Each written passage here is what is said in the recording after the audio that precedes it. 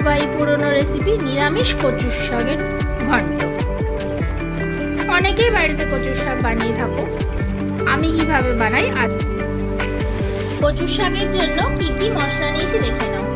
আমি যেহেতু নিরামিষ কচুর শাক বানাবো তার জন্য এখানে নিয়েছি ছোলা, এটা আমি আগের দিন রাত্রে ভিজিয়ে রেখেছিলাম। ফোড়নের জন্য নিয়েছি 5 ফোড়ন আর তেজপাতা, আর লাগছে চিনি, লবণ, হলুদ গুঁড়ো, আর আমি রান্নাটা সাদা তেলে করছি, তোমরা চাইলে সর্ষের তেলেও করতে পারো। ফোড়নে 2টো শুকনো লঙ্কাও লাগবে, আমি প্রথমে ভুলে গিয়েছিলাম, এখন তোমাদের বলে দিলাম। এখানে কচুর শাকটা আমি কেটে ধুয়ে পরিষ্কার করে একটু সেদ্ধ করে নিচ্ছি। দেখো কচুর শাকটা সেদ্ধ হচ্ছে, এরপরে জলটা ঝরিয়ে নেব। এবার কচুর শাকের জলটা ঝরিয়ে নিচ্ছি। দেখো কি সুন্দর সেদ্ধ হয়ে গেছে। এইভাবে একটা ঝাঁঝরে গামলার মধ্যে ঢেলে নিলাম, জলটা আবার ঝরিয়ে দেবো। এখানে আমি গ্যাসে কড়াই বসিয়ে দিয়েছি, দিয়ে দিচ্ছি পরিমাণ মতো তেল।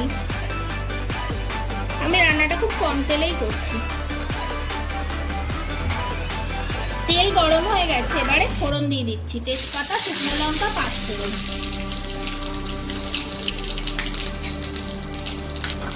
এবারে দিয়ে দেবো কচুর শাকটা, প্রথমেই সেদ্ধ করে রেখেছিলাম, দেখিয়েছি তোমাদের। কচুর শাকটাও দিয়ে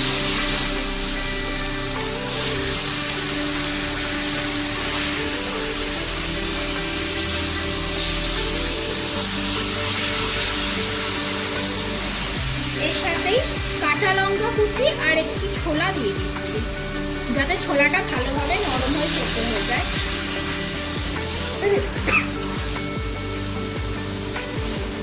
এবার দিয়ে দেবো লবণ আর হলুদ গুঁড়ো, দিয়ে দিচ্ছি পরিমাণ মতো লবণ আর দিচ্ছি হলুদ গুঁড়ো।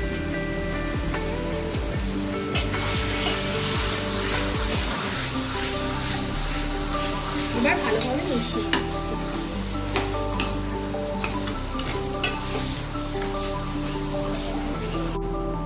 এবারে মিডিয়াম ফ্লেমে কচুর শাকটা হতে দেবো, একদম শুকনো শুকনো হয়ে যাবে।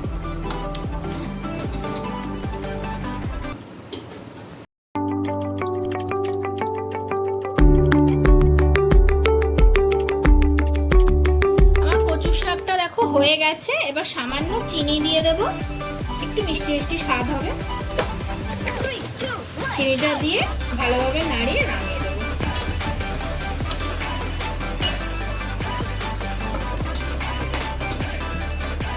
এবার চিনিটা দিয়ে আর একটুখানি সময় ফুটিয়ে নিচ্ছি, আর একটু ফুটলে নামিয়ে দেবো।